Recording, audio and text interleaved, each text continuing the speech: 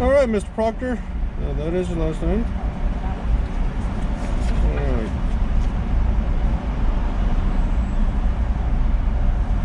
Everything okay? Do I need to answer any of your You don't questions? have to answer anything, dude. Okay. You don't have to. Lucky you stand here all day. I get paid either way. Can you go ahead and finish your job so I can carry on? What's it with the anger, dude? I'm not angry. You're not angry? You always talk to everybody like that? I'm not angry. Oh, okay. I just want you to go ahead and wrap things up, please. Yeah, okay. I pulled into a private parking lot outside a Hawaiian barbecue spot, just trying to pick up my food real quick. I wasn't blocking traffic, I wasn't causing any problems, and honestly, I expected to be in and out in a couple of minutes. I left my car there briefly, grabbed my order, and came right back. But when I returned, there was a police officer standing next to my car. Right away, I knew this was about to turn into something unnecessary. He asked for my ID and registration, so I handed it over without any issue. I wasn't trying to make things difficult, but then he started asking me questions that didn't really seem relevant. So I asked him calmly, "Do I need to answer any of your questions?" He told me no, and that should have been the end of it. But it wasn't. Instead of finishing whatever he needed to do, he just stood there, waiting, watching me, almost like he expected me to start talking or mess up somehow. So I told him, "Can you go ahead and finish your job so I can leave?" That's when his tone changed. He started asking me what was wrong, saying I sounded angry. But I wasn't angry. I just didn't want to stand there all day answering questions I didn't have to answer. Then I asked him directly, "Am I being detained?" And he said, "Yes." That moment really hit me, because now I wasn't just having a conversation anymore. I wasn't free to leave. I was being held there. Over what? Parking in a private lot for a couple of minutes? It didn't make sense. So I kept it simple. I told him, "Just write me the ticket so I can go." But instead of doing that, he said he was trying to give me a break. At the same time, he also said he could keep me there all day if he wanted. That's when it started to feel less about a parking issue and more about control. Then things got even stranger. He started asking if I was okay, like mentally okay, saying he was concerned about me. That caught me off guard, because now it felt like he was trying to turn this into something completely different. Like my silence somehow meant there was something wrong with me. But I knew better. I knew the more I talked, the more he could twist my words or stretch this situation even further. So I stayed calm. I kept asking the same thing. What do I need to do to get my documents back and leave? He kept avoiding a clear answer. At one point, he even called for another officer, just to bring a ticket book, over something this minor, and I'm standing there thinking, this is crazy. This is actually costing me time, money, and energy, for no real reason. So I made a decision right there. I wasn't going to argue. I wasn't going to get emotional. I wasn't going to give him anything he could use against me. I was just going to stay quiet and wait it out. Eventually, after all that back and forth, he handed me my documents back. No ticket, no real explanation. Just like that, he said I was free to go. I got in my car, started the engine, and drove away. But the whole situation stuck with me, because it showed how quickly something small, something meaningless, can turn into a situation where you're not free to leave. And in that moment, the only thing that protected me was staying calm, knowing my rights, and not saying more than I had to. Mr. Proctor asks if he needs to answer any questions, and Officer Cordova informs him that he does not, stating that he can, quote, stand here all day, and interprets Mr. Proctor's unwillingness to answer questions as anger. Despite Officer Cordova's assertion that he can stand and wait for Mr. Proctor to answer his questions, police officers cannot legally extend the length of a traffic stop simply because a citizen refuses to answer questions. In the 1983 case of Florida versus Royer, the U.S. Supreme Court determined that although law enforcement officers do not violate the Fourth Amendment by approaching an individual on the street or in another public place and asking questions, quote, the person approached need not answer any question put to him. He may decline to listen to the questions at all and may go on his way. He may not be detained even momentarily without reasonable objective grounds for doing so, and his refusal to listen or answer does not, without more, furnish those grounds. The framework for a traffic stop is a bit more complicated than a police stop that occurs on the street. Because, as the Supreme Court noted in the 2005 case of Illinois versus Cabayas, an initially justified traffic stop can, quote, become unlawful if it is prolonged beyond the time reasonably required to complete that mission. In the 2009 case of Arizona versus Johnson, the Supreme Court explained that, quote, a traffic stop of a car communicates to a reasonable passenger that he or she is not free to terminate the encounter with the police and move about at will, and that the fact that the officer has completed the original mission of the traffic stop does not communicate to the driver or passenger that their detainment had ended and they are free to leave. For this reason, the Supreme Court held that police officers cannot ask questions about matters unrelated to the justification for the traffic stop if those questions measurably extend the duration of the stop. When it comes to Officer Cordova's claim that Mr. Proctor was angry, exercising the right to silence is not anger. And even if he was angry, he has a right to feel that way and express himself accordingly. With very limited exceptions, the First Amendment protects the right to free expression, including negative emotions such as anger. In the 1949 case of Terminiello versus Chicago, the Supreme Court concluded that, quote, a function of free speech under our system of government is to invite dispute. It may indeed best serve its high purpose when it induces a condition of unrest, creates dissatisfaction with conditions as they are, or even stirs people to anger. While it is unclear whether Mr. Proctor was angry during his encounter with Officer Cordova, all of his speech in the interaction was protected by the First Amendment, and he was perfectly within his rights to express himself. All right, well, I'm gonna give you a break on it, but you know what I'm saying? This isn't a parking spot, okay, dude? You're not giving me a break. You're harassing me at this point. I'd like to leave. May I leave now, please? Well, do you understand? Am I being detained? Yes, you are. Okay. All right. So do you understand why I stopped you? Do I need to answer any more of your questions? You don't have to. Okay. Okay. But then again, I could do this all day too. Okay. All right. So, would you like to leave? Mr. Proctor, would you like to leave? Do I need to answer any more of your questions? Hello. No. I'm not the one that's acting this way, okay? I'm just asking you to do, I'm trying to give you a break here, all right?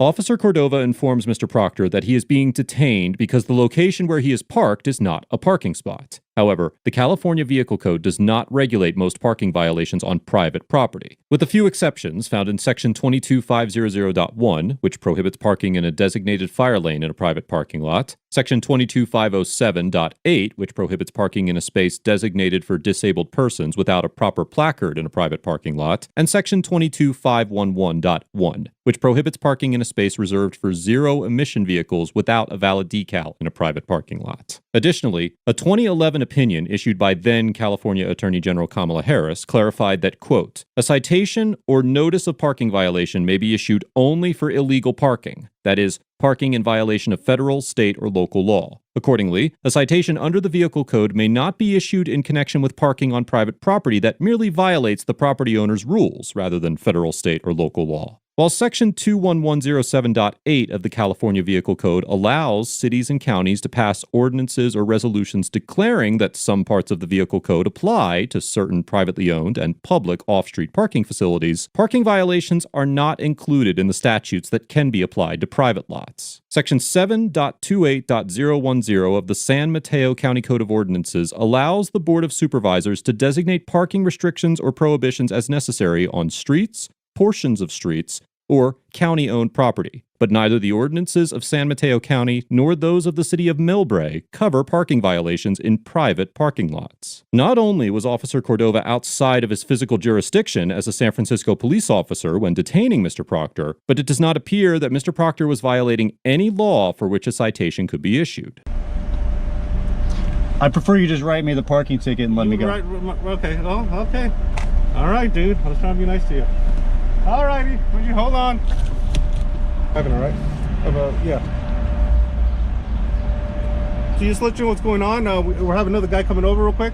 Traffic guy with a side book, since you want a ticket. So otherwise, I didn't want to go through all this hassle. You know what I'm saying? Is everything okay? Is there any other issues or anything going on that I should know of? Do I need to answer your questions? You don't have to answer anything. I'm concerned about your well-being. Is there something wrong? Do I need to answer any of your questions? Well, yeah, if there's something wrong, it would be nice, yeah. Do I need to answer any of your questions? You don't have to talk to me. I'm just saying. I'm just concerned about your well-being. That's all I'm saying. Usually we don't get people hostile. I've not been hostile. Okay.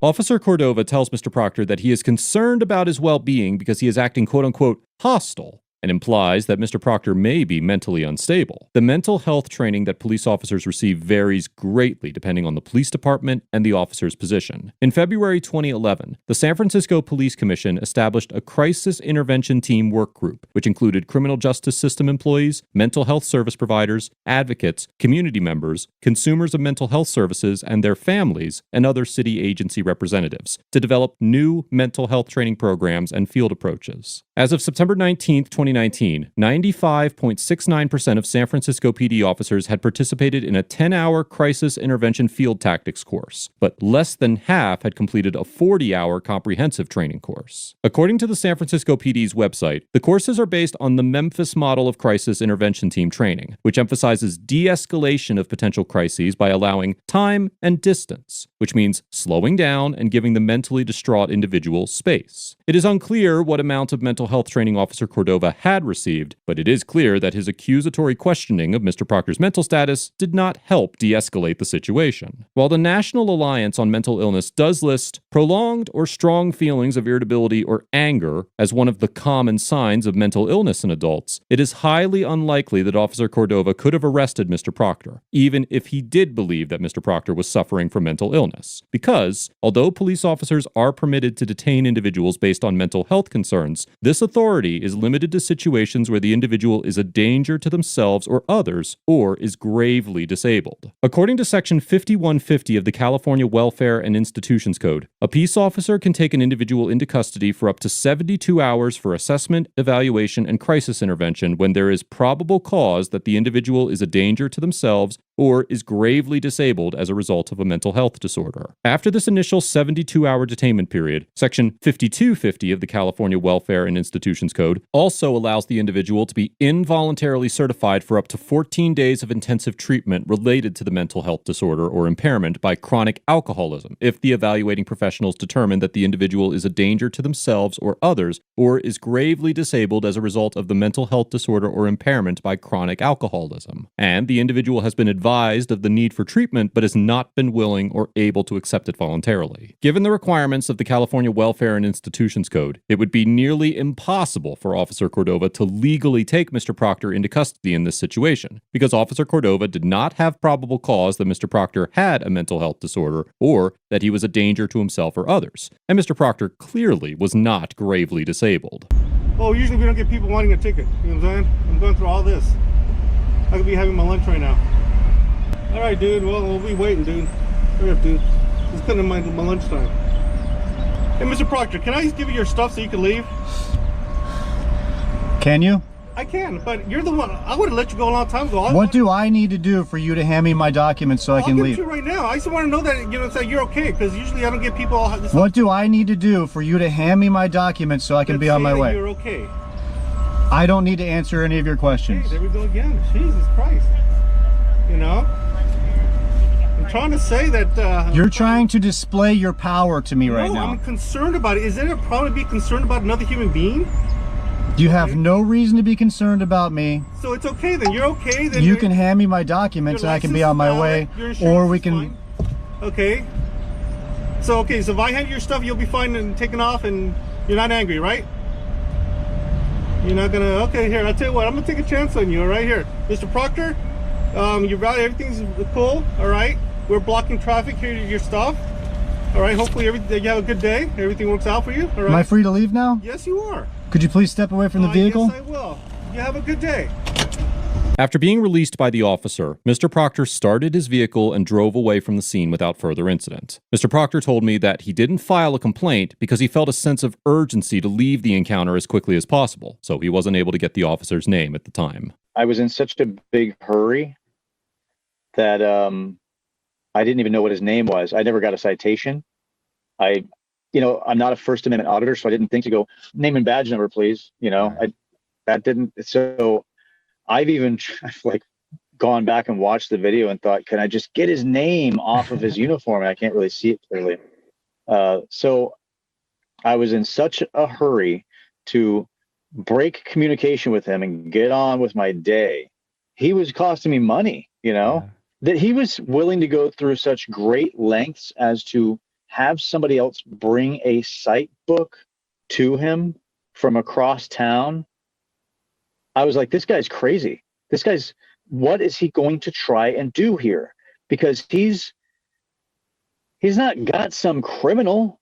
Overall, Officer Cordova gets an F for enforcing parking violations on private property, unnecessarily extending the length of the stop, and for questioning Mr. Proctor's mental health merely because he chose to remain silent. Officer Cordova's tactic of stalling the progression of the stop because Mr. Proctor did not want to answer questions is exactly the type of conduct that the court intended to prohibit in the Cabayas case, and the courts have concluded multiple times that officers may not extend the length of a traffic stop beyond what is necessary to accomplish the stop's mission. Barring the existence of an exclusive agreement between the property owner and the municipality, there is a high probability that Officer Cordova was not within his authority to issue a parking citation in the strip mall parking lot. And there are also legitimate questions to be raised about whether or not the officer was operating within his jurisdiction at the time. If Officer Cordova had genuinely witnessed Mr. Proctor's vehicle obstructing traffic, then the responsible course of action would have been to inform Mr. Proctor that he was creating an obstruction and ask him to move, not initiate an investigatory detainment in a private parking lot outside of the department's jurisdictional authority. Officer Cordova's unprofessional demeanor and childish exercise of authority tarnish the credibility of his mission to free the parking lot traffic of obstruction, and this type of conduct only serves to erode the public's confidence in their local department.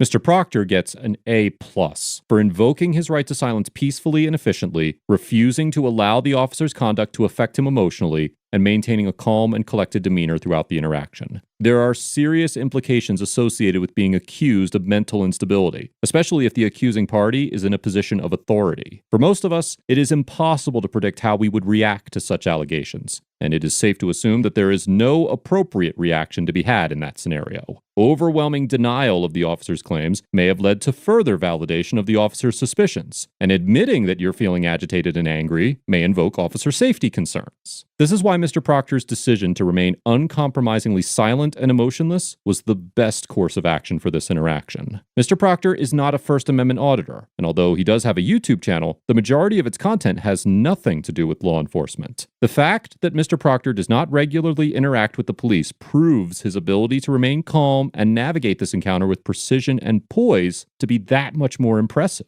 The only thing that this interaction is lacking is accountability. But it is difficult to fault Mr. Proctor for not filing a complaint, given that he is not a First Amendment auditor and does not actively participate in holding officers accountable. I commend Mr. Proctor for excellently demonstrating a balanced use of the right to remain silent and remaining composed and peaceful while doing so. I highly recommend subscribing to Mac and Bravo's channel. You can find a link in the description below. Let us know if there is an interaction or legal topic that you would like us to discuss in the comments below. Thank you for watching, and don't forget to check out the